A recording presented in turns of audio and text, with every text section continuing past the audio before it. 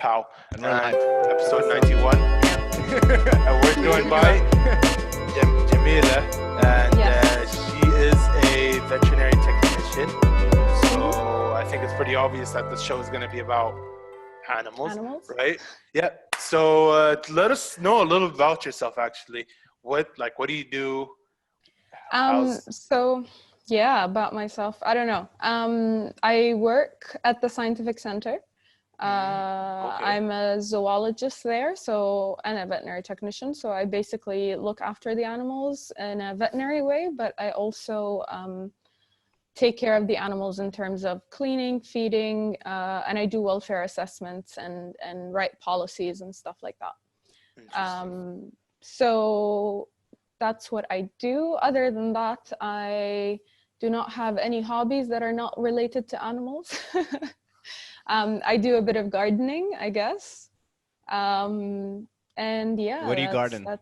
What plants do you have? So I'm a huge fan of cacti. I have desert cacti and I have tropical cacti. Are you a fan of it because it's like the only thing we can grow out here? Yes. Yeah. Yes. I did pick them because they're great for outdoors in our weather.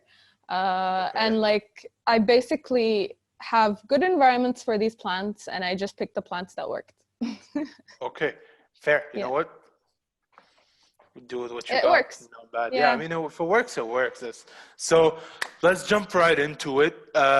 Animals, right? Animals. So go ahead. You were telling us about wellness of animals. I wanted to ask, can dogs get depressed?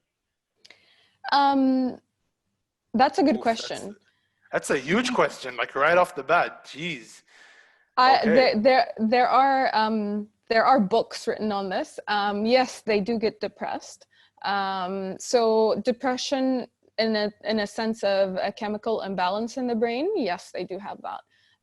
So clinically, they do get depressed, and they do have mental health issues and reactivity disorders and stuff like that. Like for example, a dog that gets really scared actually gets prescribed, Xanax or something by a veterinary behaviorist. Yeah.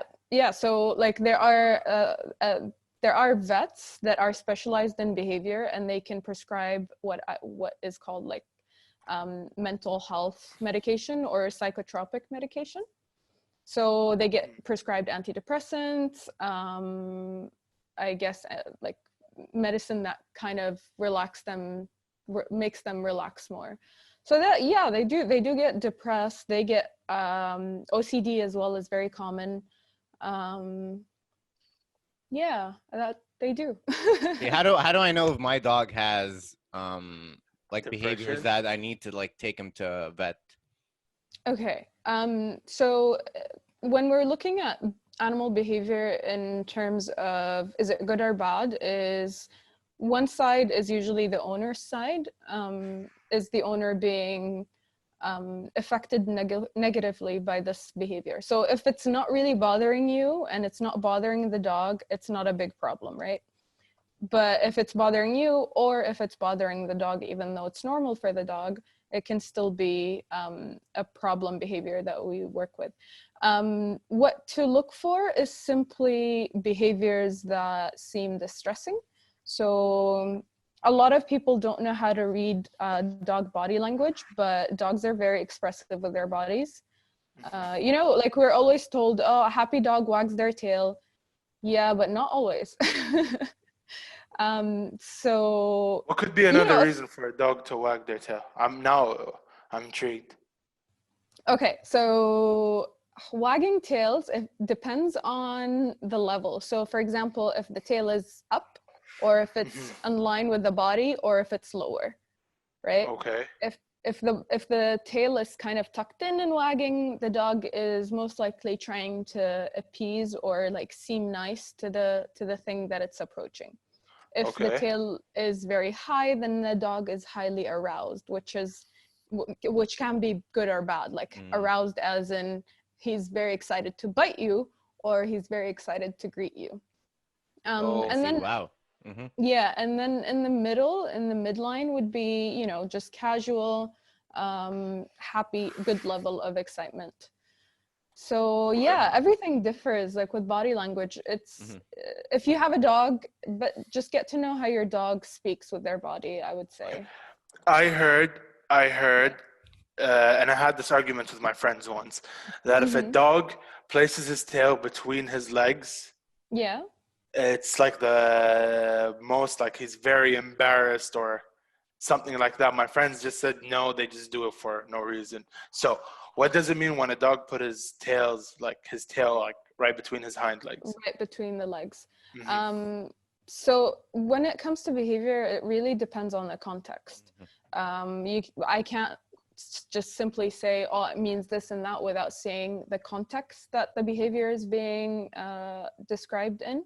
But in general, usually when an animal tucks its tail, or for example, just specifically with dogs, if a dog tucks its tail, that usually means he's trying to be as submissive. We say submissive, but it's not really like more of a dominance issue. It's a submissive behavior to whatever resource they're trying to get. So for example, if the dog is approaching you and they have their tail tucked in, right? They want your attention and they're trying not to seem threatening to you. So they put their tails in between their legs. They try not to look very threatening or big. They will try to, you know, usually they'd get on their side and show their bellies as in, you know, I'm not here to do any harm kind of thing. But because in dog language, a very high tail usually can be threatening, to make sure that the person or the other dog doesn't get it as a wrong message, they tuck it all the way in. I see. Yeah. All right. So basically, I've won that argument. Friends, you know who you are.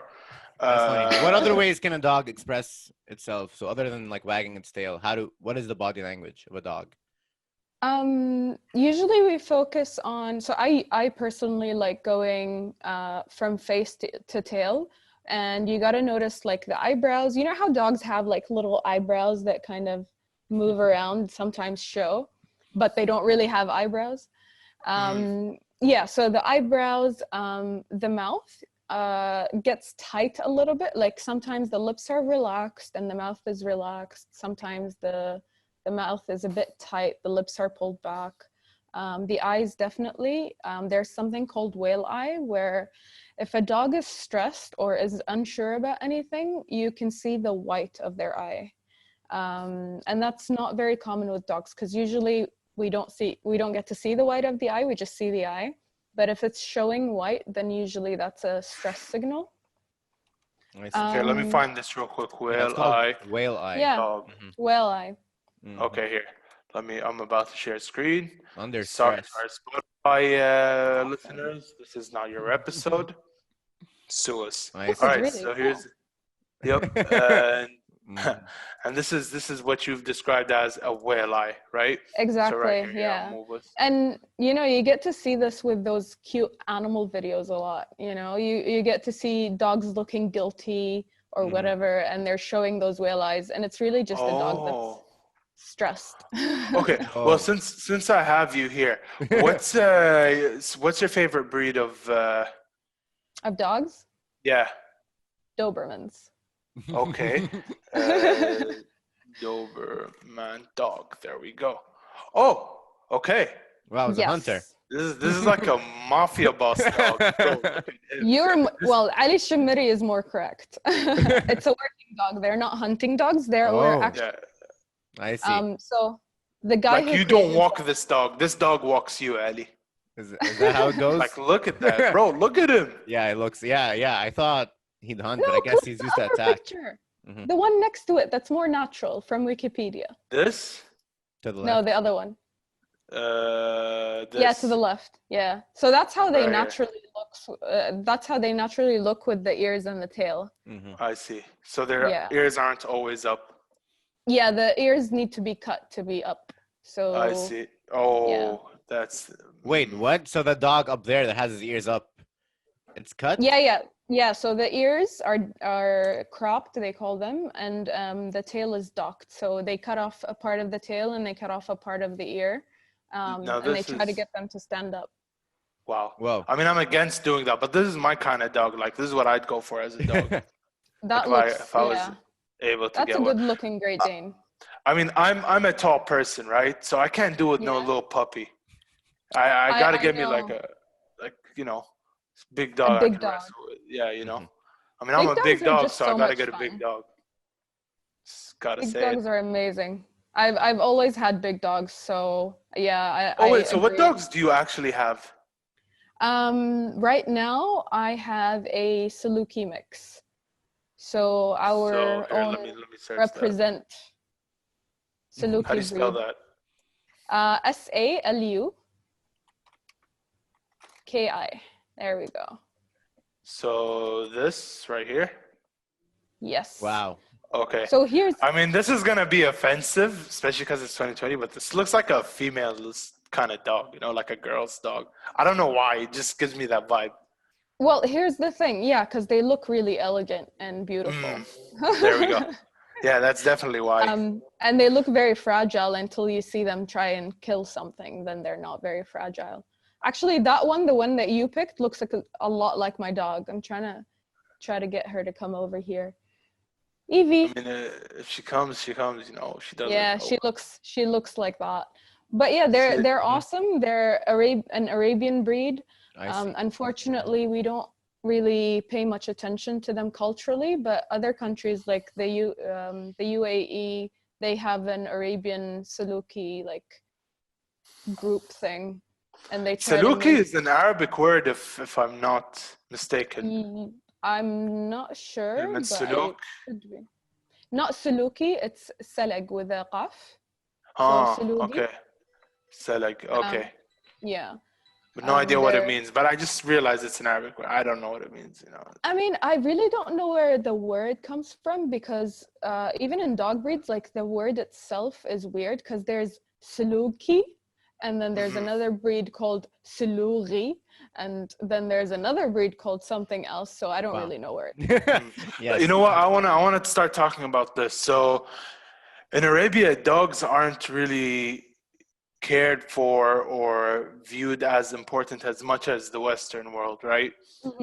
Like honestly speaking, especially in a country like Kuwait, they're like some people don't like them, some people adore them. Yeah. From my experience, Yeah. I live in the Western world. I think maybe they care too much about their dogs. Maybe I don't know. Or is there such thing? But maybe that's just the Arab in you. Maybe, you know, because like, back when we had a dog back home, we'd just be like, okay, explore, get out of there.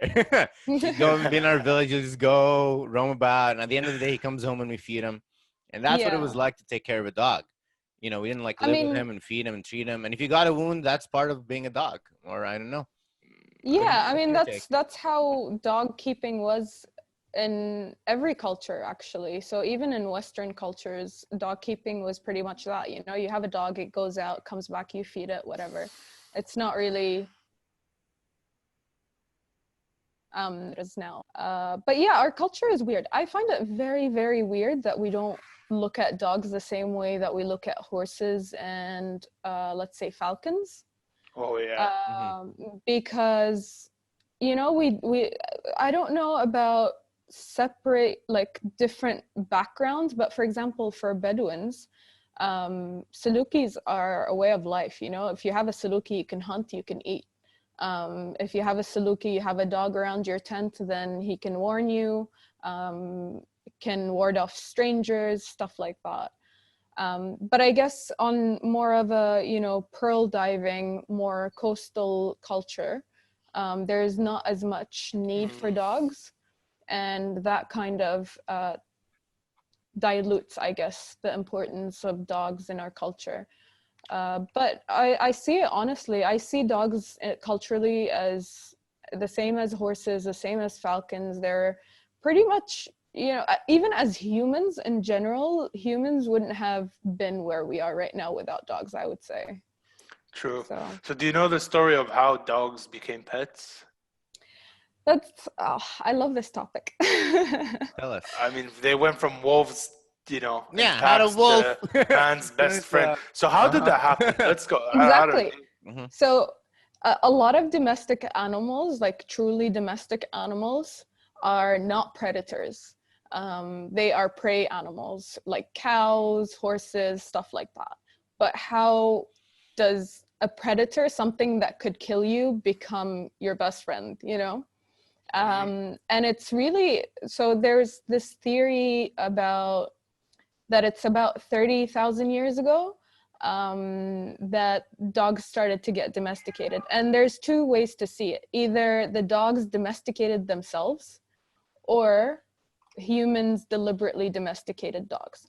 But it's not as, a lot of people say wolves became dogs, but it's not like that, because they shared a common, wolves and dogs share a common ancestor.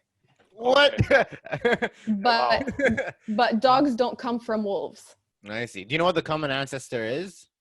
So no idea, because there are so many different, different dog breeds or dog groups have different ancestors.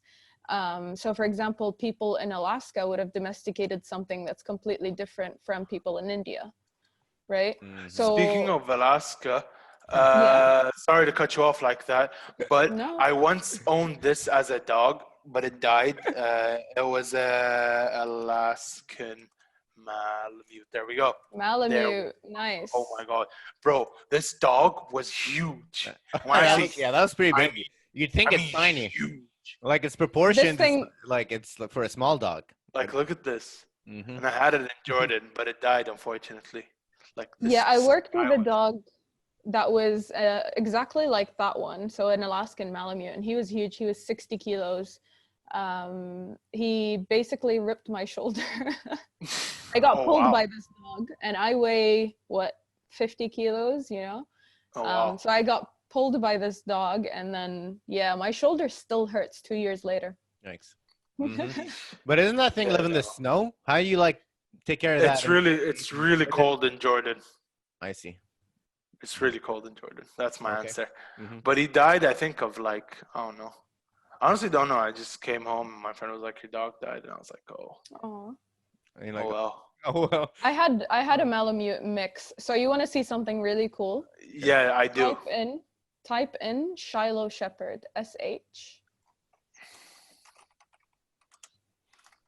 Yeah, there we go. So I had one of these growing up. Wow. And technically this dog is a mix between a Malamute and a German Shepherd. They were developed in the late 80s, I think, in the States. In a lab? What do you mean? Well, I mean, these dog breeds are made by people. So you get to mix whatever you want and you make up a breed, and then, you set the standards for it and whatnot. So, is that healthy? Like, what dogs can breed with other dogs? What can't? Good question. Very good question. Because right now, a lot of people have a lot of pugs and bulldogs and all of these dogs. And they are not healthy dogs because of the way they're bred. Because there's a lot of inbreeding between purebred dogs. And that comes with genetic issues. Plus, the standards for certain breeds, like, for example, a pug has to come in with a smushed in face or whatnot, So right now there's more, people are leaning more towards crossing out and outbreeding, which is mixing dog breeds, but in a way that they're still considered a purebred, and just changing the standards a little bit. What is the dangers of it being a purebred? You just genetic issues, really. It's the same as if you marry your cousin, which is very popular in this part of the world. You just end up with a lot of diseases, genetic diseases. But it's not with humans. It's not as very, the percentage of it happening is not the same as with dogs. With dogs, it's really high. With humans, of course. It's very low. I didn't know that. Okay. So I mean, because the breeding in dogs, inbreeding in dogs can be between father and daughter, and then that sibling with his grandfather slash father kind of thing. So it's really, really inbred. So how do dogs like they wouldn't naturally do that, or is it just part of? Because that sounds something like a dog wouldn't do. I don't know. Naturally, if we're talking about so when we're talking about natural dogs, or dogs that are not being interfered by humans, usually we're referring to certain dogs called feral dogs or pariah dogs, basically domestic dogs that live around human societies. Most like what you see in India, in Asia, some Arab countries, we have them here, but they're not totally secluded from humans.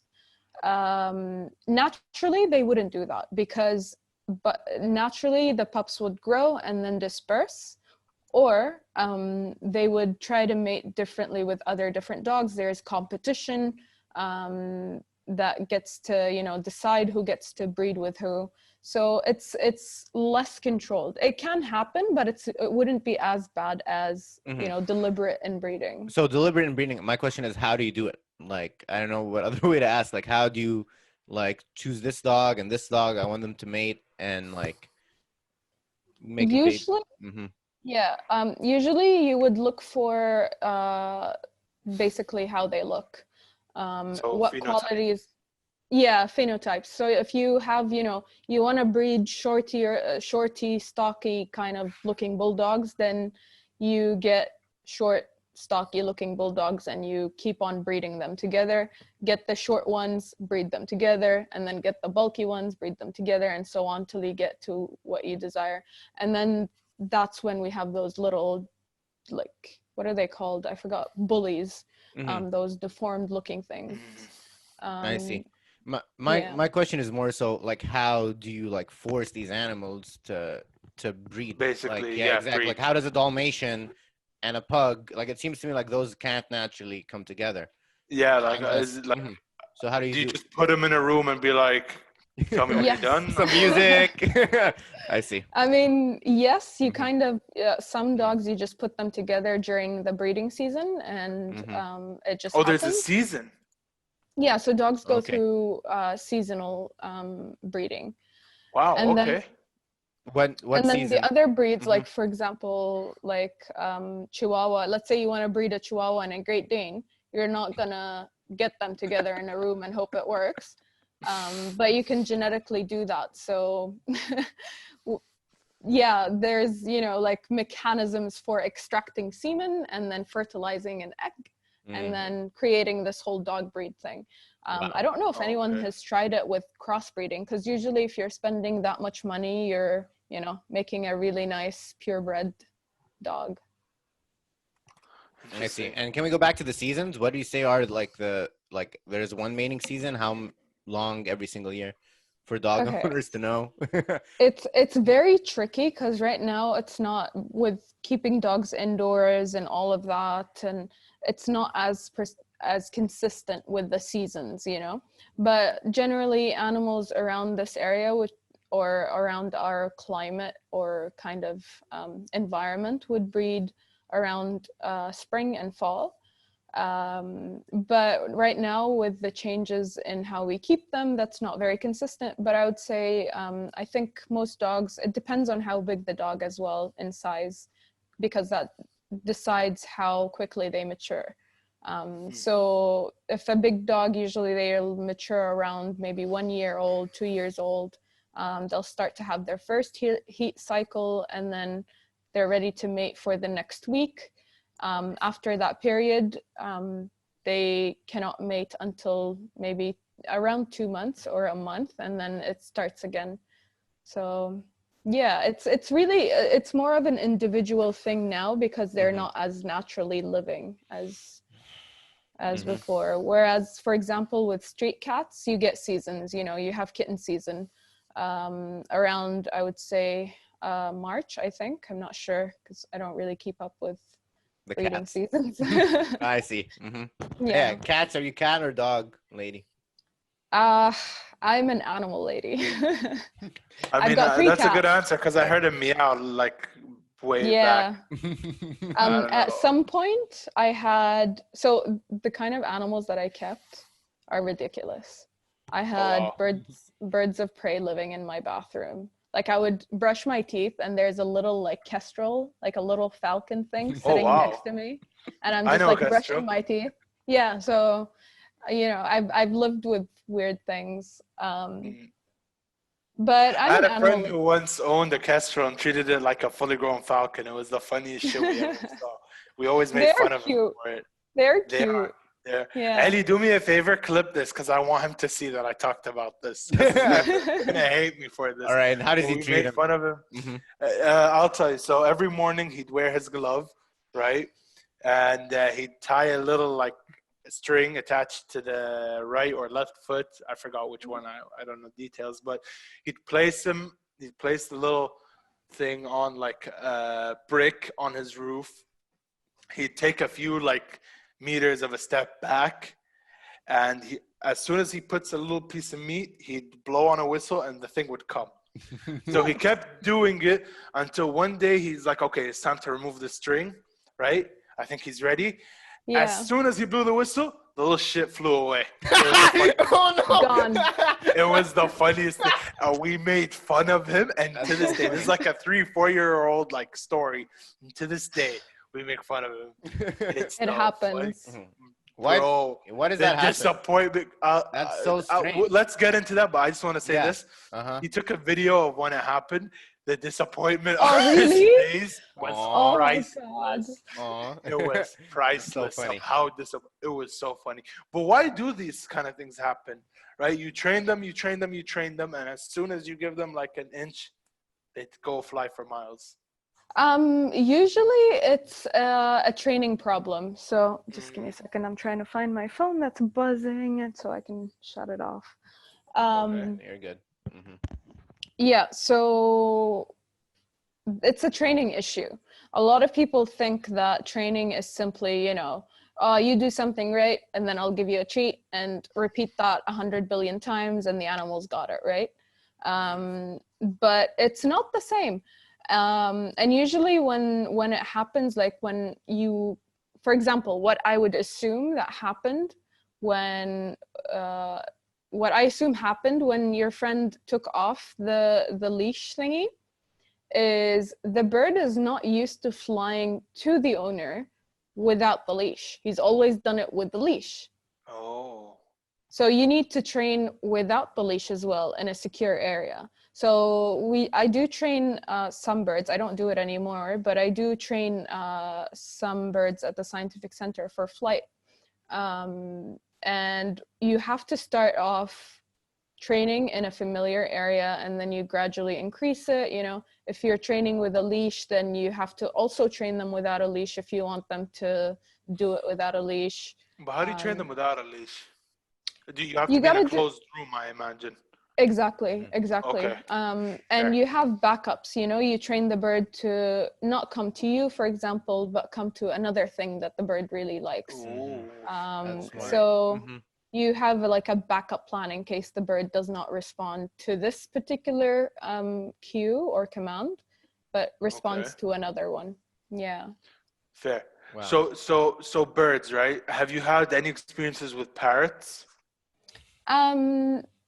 I've had a gray African parrot a long time ago. I Alright. love them. They're my favorite because they're just so smart. They are. Yeah. Yeah. But most of my experience with them is as as a patient kind of thing, not as a pet, not as a pet that I owned. I see. Mhm. All Yeah. right. Because I was gonna ask you, how do you unteach them words? Because one of my friends does have one, and it keeps using a certain word. Like, thank God he hasn't used it in front of our any parents or anything like this. But for future purposes, how do you untrain them to not use a certain word? Especially with these birds, it's very difficult. Oh, God. So good Bro, luck. I'm sorry. But you basically try to, associate the word with something else and replace it. So whenever the bird this one's says kind of something- bad. Like this can't. ما يترقى بالكويتي. It's really. It's.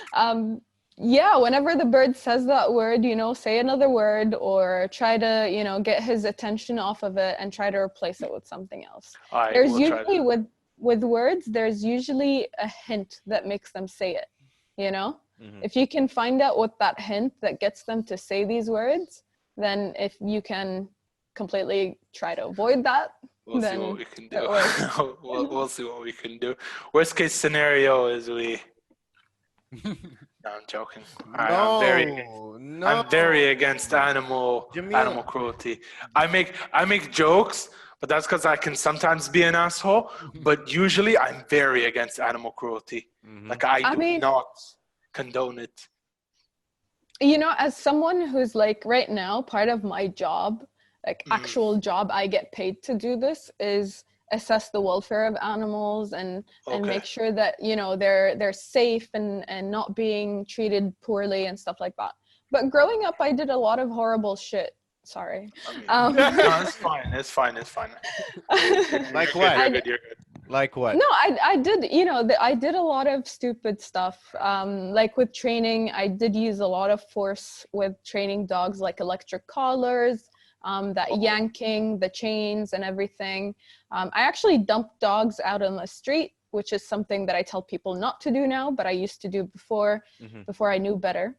I actually killed a bird when I was younger, 2 birds. I killed 2 birds, 2 parrots, because I overfed them and they just like exploded on the inside. I mean, look, in all fairness, that's my way, like that's my preferred method of dying. Like I hope to one day die over like eating a lot. Explode. But yeah, like from how much food I've eaten. Bro, I love food, but you know. Yes. Yeah, you could die from eating too much. Yeah, but that's exactly what I meant in the earlier stages of the episode when I said our country does not really care too much for animal rights, right? Like we like, it's like okay, it's fine. We'll just get another one, right? Yeah. So, what else do you think there's a future for animal rights in? Yeah, that's. I must have lagged. No, yeah. Yeah. So I wouldn't say animal rights. I would say animal welfare, because these are completely different things. But I don't call myself an animal rights activist. I'm more of an animal welfare activist. And I think animal welfare, because in 2015, the Gulf countries released this law that is an animal welfare law. And we should all be actually practicing it, but it's just not applied. It is, I think it was, 2015. You can probably look it up, and it gives you everything. Yeah, so it lists down everything that you're allowed and not allowed to do with animals. But it hasn't been in effect, I guess, in Kuwait. In other countries it has, but not everywhere, not here in Kuwait. We've been trying to get it. Let me look for this. So you said it's in the GCC, right? Yeah, so it's... okay, here. Tell me if this is... Okay, here. Is this it by any chance? No. So you want to look up the... بالعربي أحسن, if you can do that. I mean, I don't have Arabic keyboards. It's not that I can't type. It's just... Let me do this here. ArabicKeyboard.org. As you can see, use this a lot. So, nice.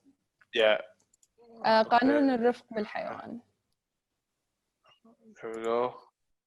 Did I write that right? Okay. Yeah. Bear with me, folks. I'm trying to type this with a mouse. It's all good. قانون رفق الحيوان. What does that mean? عادي. It'll come out. 2015. Yeah. What does that mean for our English companion people? Or something like that? Yeah, so the animal welfare legislation of 2015. I see. There we go. So this is a thing. It's been approved by the what's it called? شنو مجلس الأمة بالإنجليزي? I forgot. I don't know. National Assembly. Let's go, boys. There we go. Translator. That's what I'll be doing. Okay, so here, let's look at this. Where is it? Does what? I think we just got juked. Now you got to go back. I don't know what happened. I just turned it to English. That's literally what I did. There we go. All right. Okay, I'm Yeah. gonna try. Well, see, I don't want to try and read it, and then my it's.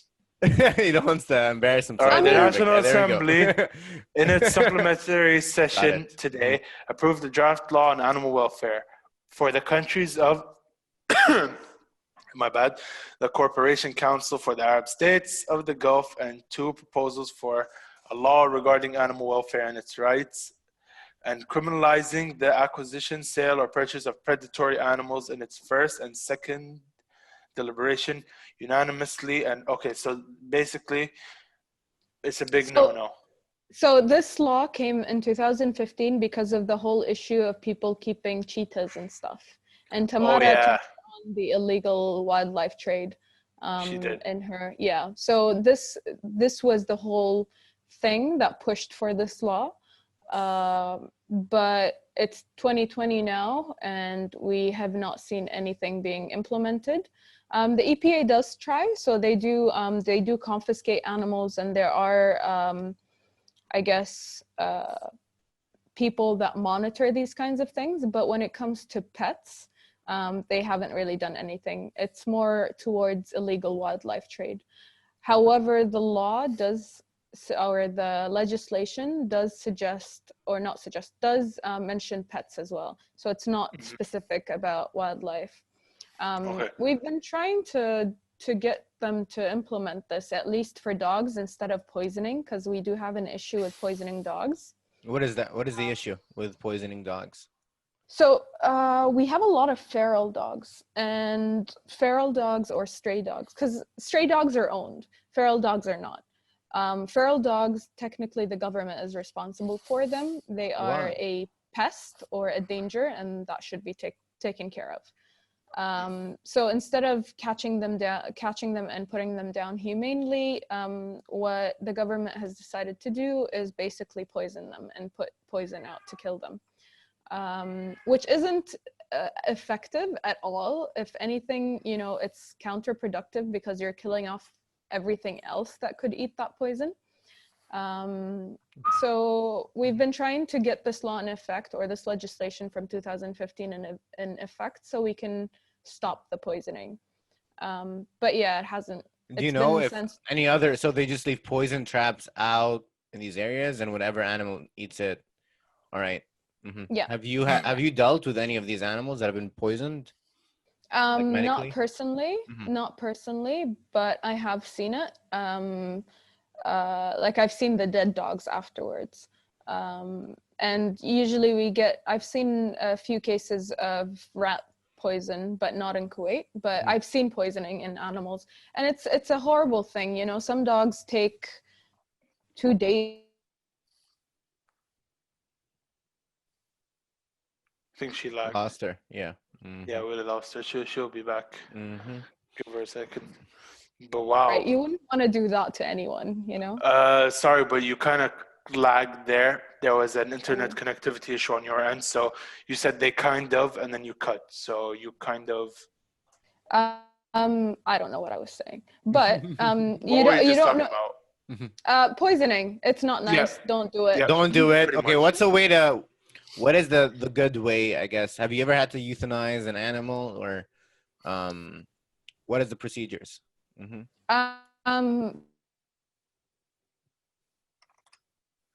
And there she goes again. There, good Kuwaiti signal.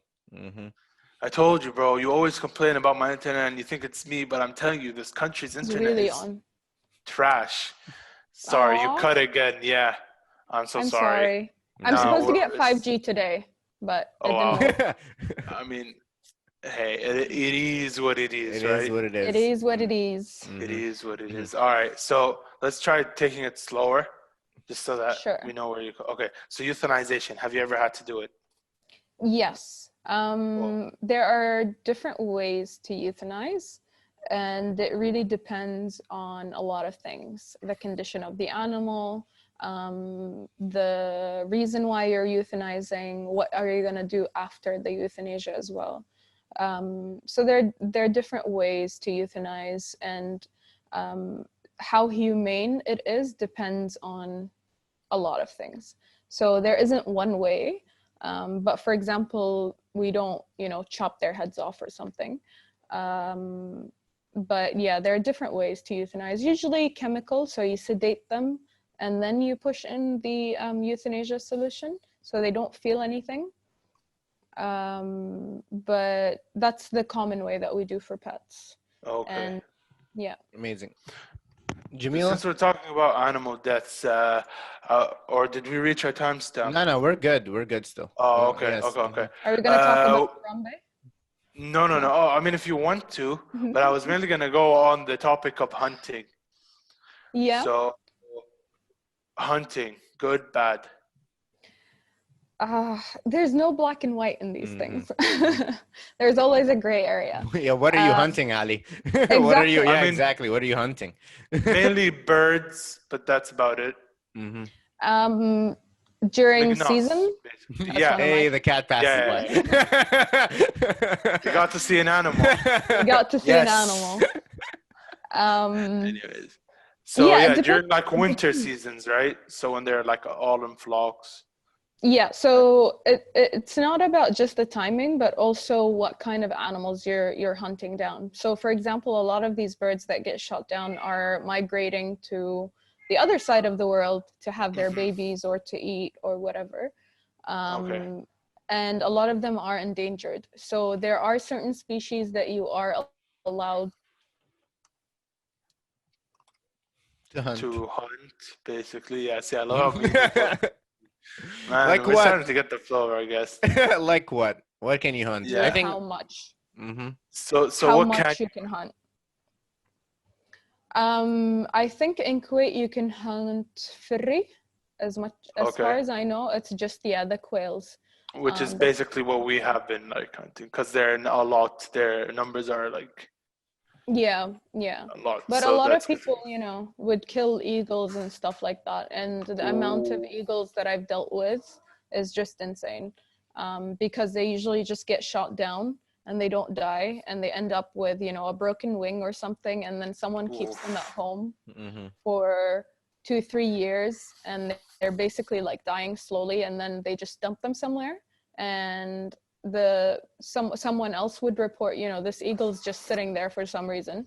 You go pick it up, and it literally has a broken wing, probably hasn't had a proper diet in like years, hasn't flown in years, and it's just a whole mess, and you try to put that animal back together. Wow. Oof. Yeah. Like, some people don't care about animals. Some people don't care about themselves. Like, you're talking about wellness. Some people just don't care about their own selves and their own homes. How do you expect them to take care of their animals? Exactly. It's just like, if you don't have the compassion for animals, how can you have compassion for anything else? And if you don't have compassion for yourself and everything else, then how can you have compassion for animals? It's really just it's a loop kind of thing, Yeah. All right. So before we end off this episode, since you're an animal person, I wanted to get your opinion on this. I wanna. Is that a little monkey that you want to get? He knows me too well. This is not fair, you guys. Like, I've bring it been up all trying the to time. make this... Is why, dude. Because I really want one. That's the issue. Just get one. But it's illegal, and now it's like, you can get in trouble for this. But look, come on, look at this. Just get one. Should I? Yes. I promise I'll take care of it. Get two. Tamara said you have to get two. You have to get them in pairs. Oh yeah, she said I had to get them in pairs. Yeah, get them. Why not? But they're tiny, so why not? Yeah. Like, they're cute. They're really cute. I know. It's not the right thing to do. I know, but I want one so bad. Right. You know what you can do? You can always find, like, when you're traveling, you can go to wherever these guys are. I guess, somewhere in Asia. I don't really know much about Indonesia trip. Yeah, and then just go to a rescue center for these guys, because there are rescue centers because of people wanting to own them. You gotta just rescue one, Ali. You gotta find one naturally. I'll rescue one from the illegal traffickers. How about that? We'll put them in terrible conditions. I am willing to turn my room into like a sanctuary for these guys. Well, yeah. So, like, I don't think maybe it's bad to host them if you take care of them, right? Like, what's so good? Like, how do you take care of animals, Jameelah? I know we've talked about this, but how do you take care of animals? In a very simple, easy way, there's something called the 5 freedoms. Five freedoms for animals: freedom from hunger and thirst, freedom from discomfort, freedom from pain, injury, and disease, freedom to express normal behavior, freedom from fear and distress. I'm Are you here. guys still there? Yep, you guys are here. Cool. Amazing. Right. So All right. those are the 5 freedoms. As long as we got 'em. got them, we're good to go. So We're good I to will go. be buying a marmoset. Mhm. Mom, no, I won't. Don't get mad at me and call me for saying this. You know, just Okay. Anyways, I'm gonna switch my internet just to make it better. it's fine. It's fine. We're ending the episode now. So right. thank you so much for watching. Thank you, If you made it Jameelah. this far, subscribe, Much like. pleasure. Special thanks to Jameelah for coming on and talking about this. These topics. It's actually an interesting episode. Yeah, not bad. You know what? Not bad. So, is there anything you'd like to shout out? Anything you'd like to let the world know? Hello. Yes. What do you like? yes. What would you like the word to know? Is there anything you want to say about taking care of animals? I guess when it comes to, I can put this thing on now, I guess, since I changed the thing, all the thingies. There we go. There we go. Better. What I can say, I guess, is if you're not up for what they're gonna cost in terms of effort, money, and time, don't. Just don't get a pet. Just don't get a pet. There you Okay. go. Well, You heard it here first. Jameelah, since your Wi-Fi is back, but I think so. What is it better for a pet to be in, like a pet home, like a where do they keep him? Like an animal shelter, or like with What a do you family? mean? So there's a dog. Is it better for a dog to be in an animal shelter in Kuwait, or among like a family that doesn't treat him like top par? Shelters are not that great because wherever you are in the world, and no matter how good your shelter is, you'll always have dogs developing issues because they are in the shelter. And the longer an animal spends time in the shelter, the more likely they are to develop behavior issues. So it's definitely better for them to be at home with a person because we domesticated them and we bred them and we should take care of them. Pretty much well said. Now, is there anything you'd like to shout out before we end the episode? Anything you want to shout out to Tamara? Obviously, we brought Shout out out to Tamara. Thank you, Tamara. for bringing us Listening this. to Jameelah. We're the dream team, Tamara and I. So definitely we were Tamara. Told. Yep. Shout out to Tamara. You want to shout out your Instagram, maybe, or your? Yeah, it's Vet Fate. So VET FATE. We'll leave a link of that in the description below. I'm Ali. Thank He's you. Ali. Make sure to like, subscribe, and share. Peace. Are we doing an outro? Peace. Yep.